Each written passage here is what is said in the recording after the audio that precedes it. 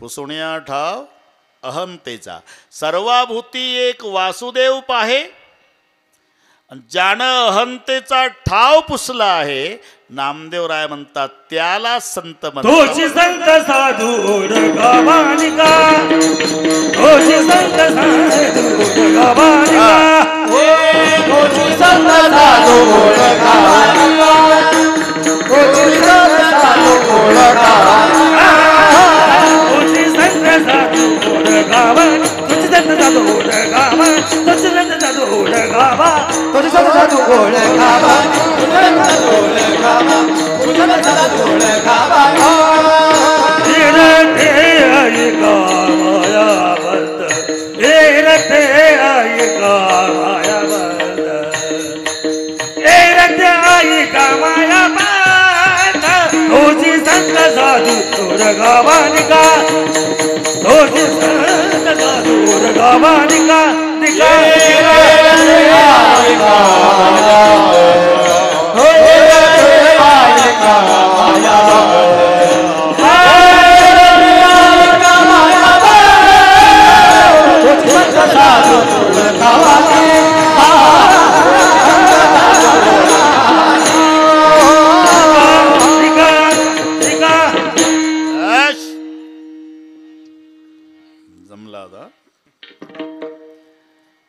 सर्वाभूती एक वासुदेव पाहे आणि अहंतेचा ठाव पुसला आहे त्याला संत म्हणतात, त्याला साधू. इथपर्यंत आलो आपण. तोची संत साधू ओळखावानिका. आता गरज काय दोन शब्द वापरायची. साधू आणि संत बऱ्याच अभंगात हे शब्द आलेले आहे. साधू संत, साधू संत, साधू संत जरी समानार्थी वाटत असले तरी दोन मध्ये अंतर आहे, हे लक्षात ठेवा. संत वेगळा, साधू वेगळा. तुम्हाला मजा सांगतो. नाही तर बेटा म्हणजे मुलगा, लडका म्हणजे मुलगा आणि पुत्र म्हणजे मुलगाच. तिन्हीचा अर्थ मुलगाच आहे ना. मग तीन शब्द कशामुळे झाले. पिताजी बटवाड़ा करे उसमें खुश रहे वो बेटा, बटवाड़े में खुश रहता वो बेटा.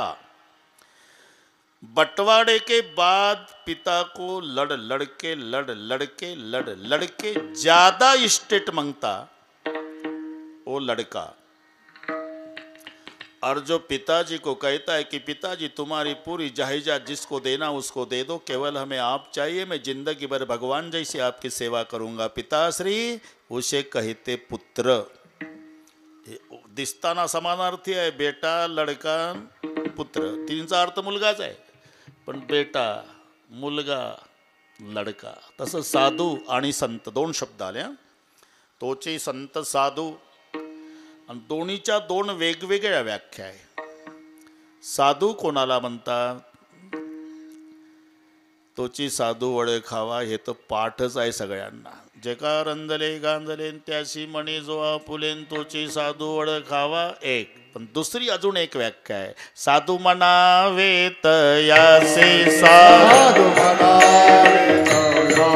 साधू म्हणावे तयासे दया क्षमा ज्याची दासी, दया क्षमा ज्याची दासी, दया क्षमा ज्याची दासी, दया क्षमा ज्याची दासी, दया क्षमा ज्याची दासी, दया क्षमा ज्याची दासी. साधू बनावे तयासी, साधू बनावे तयासी, दया क्षमा ज्याची दासी, दया क्षमा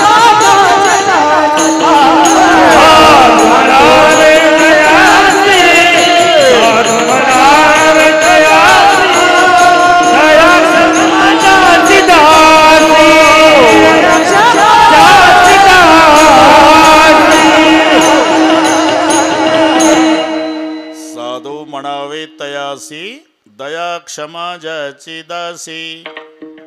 ही दोन्हीचा विचार या अभंगातले शेवटचे चरण त्यामध्ये आलेला आहे.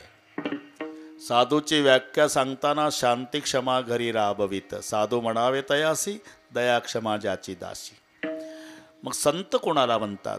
तेची संत, तेची संत ज्यांचा हेत विठ्ठल. नेनती काही टाना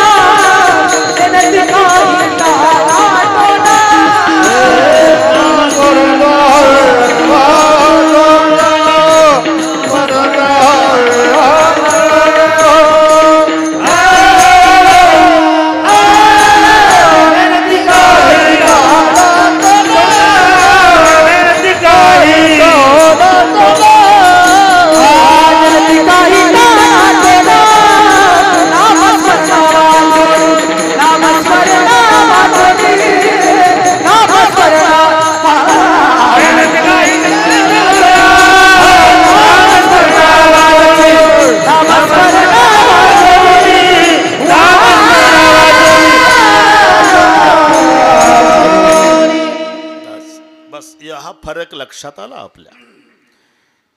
तेची संत ज्याचा हेत विठ्ठले नेणती काही टाना टोना नामस्मरणा वाचुनी म्हणून शेवटचं चरण नाम गोविंदाचे वाचे विसंबेना त्याच्यात संत. शांती क्षमा घरी राबवित साधू म्हणावे तयासीन दया क्षमा ज्याची दाशी ती साधू. दोन्ही शब्द आहे. तोची संत साधू वडखावा निका आणि त्याच्या व्यतिरिक्त जे आहे येरते ऐका मायाबद्ध. ते मुद्दाम शब्द आला मायाबद्ध. पूर्वी जुन्या मंडईला माहिती आहे कोणी मेलं तर प्रेत यात्रा जिजा गावातून मुख्य रस्त्यानं एक चक्कर. अट्टल गुन्हेगार सापडला तरी पोलीस मुख्य रस्त्यानं फिरवायचे मग पोलीस स्टेशन. ही पद्धत होती पूर्वी. जर कोणी मेला तर प्रेत यात्रा पहिली गावातल्या मुख्य रस्त्यानं फिरवायची आणि मग स्मशानात न्यायची. याचा उद्देश होता की काही लोकांवर त्याचा परिणाम व्हायचा.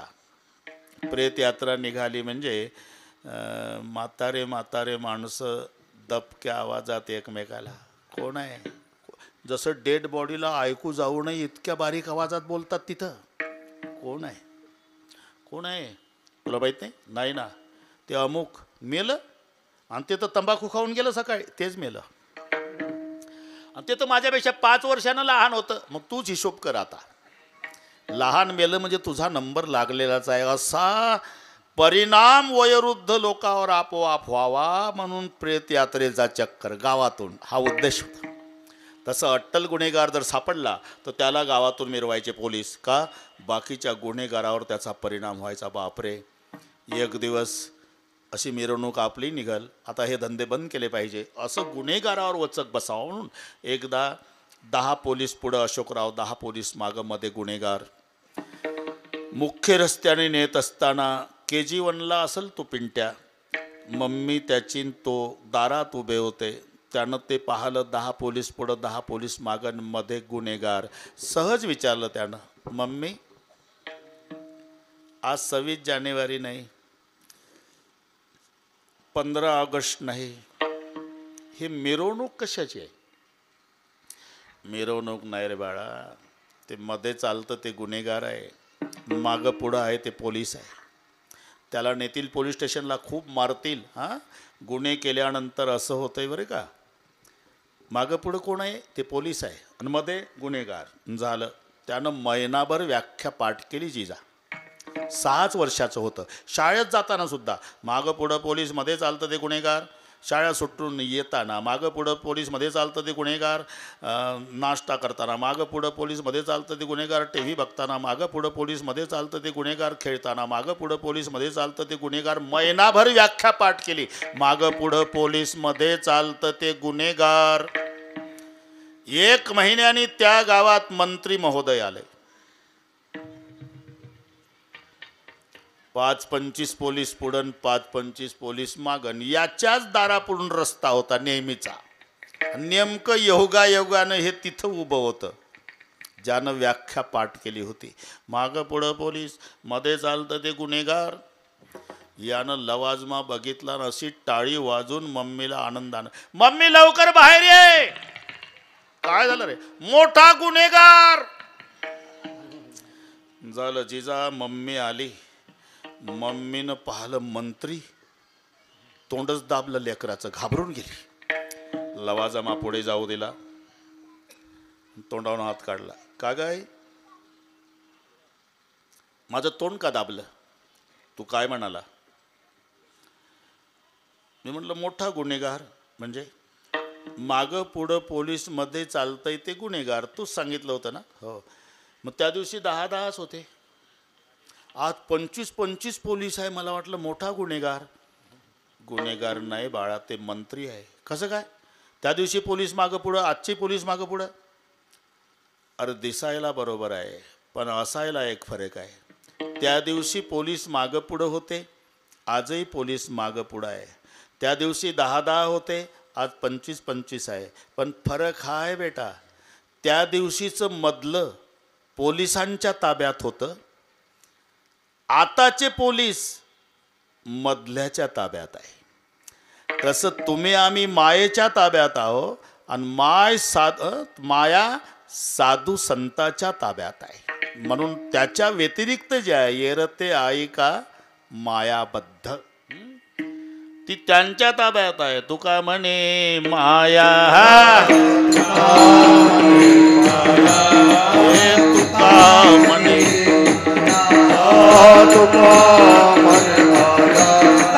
दासी लागे माया होय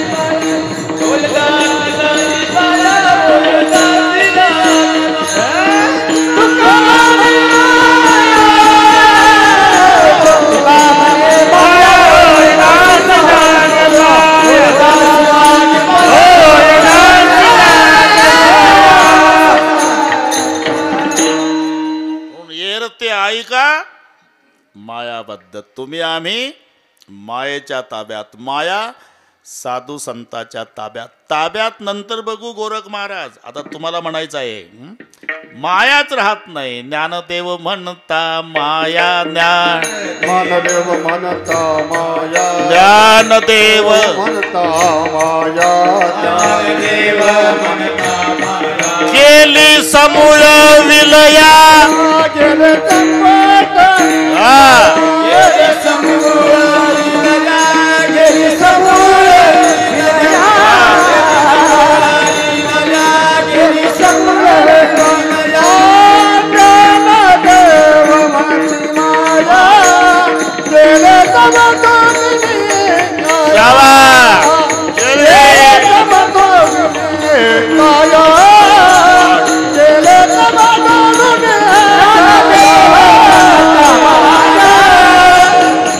समतोलिनी माया, गेले समतोलिनी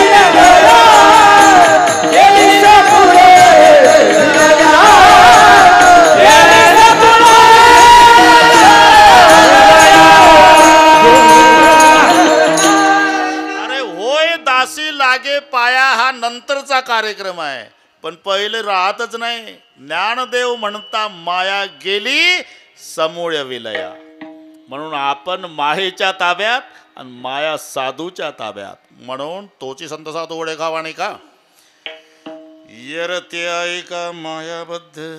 अभंग जरा बराच मोठा आहे. काही आता कार्यक्रम समृद्धीनं घेऊ. आता जालन्यापासून इकडे समृद्धी लागतो. समृद्धी पुढची मराठी कळली तुम्हाला. सर्वसामान्य माणसं तिकडची गोष्ट आहे बरं का. सध्या इकडची गोष्ट एकही सांगत नाही 11 वाजेपर्यंत. नांगरायला भाऊ आला सकाळी. नांगरट चालू होती. नांगरट करता करता करता त्याचा नांगर अडला. जिजा का अडला म्हणून त्यानं बाजूला काढला आणि तिथे खोदलं तर तांब्याच्या हांड्याचा काठ लागला बरं का. मग तो उत्साह वाढला. जिजा अर्ध्या तासात 20 लिटर पाणी बसेल एवढा तांब्याचा हांडा केवळ सोन्याच्या मोहरानं भरलेला. आता नांगरट करतय का ते खरं घरी गेल्यावर डोकं चालवा. अरे बैल दिली मला थाकलून, नुसतं सोन्याच्या मोहराकडे बघत होतं. म्हणला 100 पिढ्या, काही करायची गरज नाही. बरोबर 9 वाजता लहान भाऊ आला. न्याहारी न्याहारी म्हणतात ना. दादा भाकरी आणली. याला वाटलं हे 5 वर्षानंतर जन्माला आलं, पण अर्ध्या हांड्याचं वाटेकरी होतंय. आणि एकटा असतो तर इकडे इकडे भाकरी खाऊ. जसा आला फाळ काढून ठेवला, मारला भाऊ त्याच खड्ड्यात हांड्याच्या. दुपारी माय आली. वेळ कमी असल्यामुळे ते लगेच दुपार होती. अरे हा ना, तिने भाकरी आणली दुपारची. अरे तू दिसतो न तो लहाना दिसत नाही. त्याला वाटतं हाय पुरावा नष्ट केलेला बरा. मारली माय. पाहू नका माझ्याकडे. मारली. हांडा तिथंच आहे. दिवसा कसा न्यायचा म्हणून रात्रीचे 12 वाजू दिले. गाव झोपलं असेल काय म्हणले, काही काही म्हातारे अजून जागेच असतील. 2 वाजू दिले. 3 वाजू दिले. म्हणले आता गाव झोपलं असेल. 3 वाजता हांडा उचलला जिजा. 25 लिटर पाणी बसेल एवढा हांडा सोन्याच्या मोहरानं घामाघूम झालेला चालला हांडा घेऊन गावात. पण 3 वाजता चोरी न मिळाल्यामुळे 6 चोर वैतागून तिकडून येत होते. हांड्यावालं इकडून जात होत. अडवलं. काय नाही, मजूर होता कामाला. ते पाणी प्यायला भांडं नेलतं. असं पहाटे 3 पर्यंत कामं करते काय मजूर. ठेव खाली. आता ठेवलं खाली. बॅटरी मारले सोन्याच्या मोहराचा. नाचू लागले चोर. म्हणला आपल्याला तर लेका आता 7 जन्म चोरी करायची गरज नाही. म्हणला नंतर त्याचा आनंद व्यक्त करू. पण हे हांडेवालं उडवलं, मारलं जाग्यावर. हांडा तिथेच आहे अजून रस्त्याला. म्हणले का रे दिवसभराचे उपवास येऊ आपण. 3 वाजले पहाटेचे, पोटात काही नाही. कोणीतरी जा हॉटेलमधून लाडू घेऊ. म्हणलं आता हॉटेल 3ला उघड असते काय. अरे उघडतेले का एखादा लोभी हॉटेलवाला बघा, त्याला म्हणाव 500 रुपयाला 1 लाडू दे. उघडते. आपल्या काय बापा जातं 500 रुपयाला लाडू. झालं. ते 2 पाठवले लाडू आणायला आणि 4 बसले तिथं. त्या 4चा विचार चालला का रे हे आजच घेतले 2 जण टोळीत. काय लेकांचं नशीब, आजच हांडा लागाव का रे. आणि 20 वर्ष आपण 4घच होतो. हे आज घेतले सकाळी आणि 4घच असतो तर यांचं चाललं. त्या दोघांनी विचार केला. म्हणला लाडू तर घेतले आपण, पण याच्यात थोडं थोडं रोगोर टाकलं तर ते 4घं खातील, आपण नाही खायचं. हांडा दोघाचाच. पुढचं कळलं वाटतं कीर्तन तुम्हाला. झालं. ते रोगोर टाकून आणले लाडू. हे ठरलं होतं 4घाचं. 4घही तुटून पडले. मारले 2. बरं का जिजा, मारले 2. जमलं. म्हटलं आता आपली जुनीच टोळी राहिली 4घाची. आता मस्त लाडू खाऊ आणि मग उजाडलं म्हणजे वाटप करू. झाला का. झाला वाट. तुका म्हणे धन हे तुका म्हणे धन धनासाठी देती प्राण. धनासाठी देती प्राण. धनासाठी देती प्राण. धनासाठी देती प्राण. धनासाठी देती प्राण. तुका म्हणे धन धनासाठी देती प्राण. धनासाठी देती प्राण. धनासाठी देती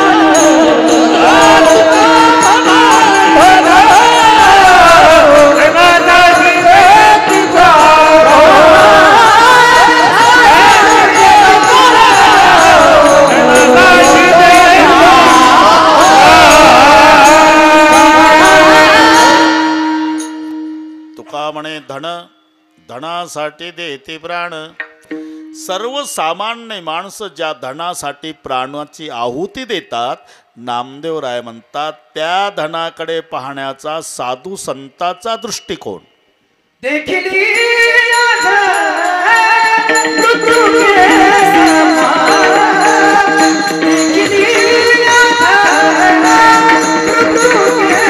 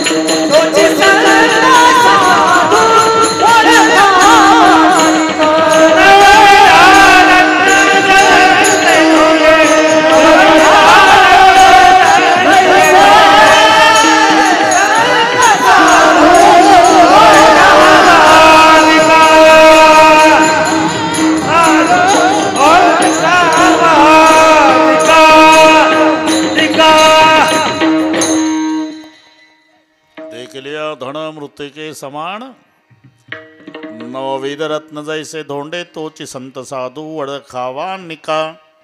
एकदा संप्रदायपूर्वक भजन घेऊ, बरोबर करू. बरोबर सर्वांनी हात वर करा. असं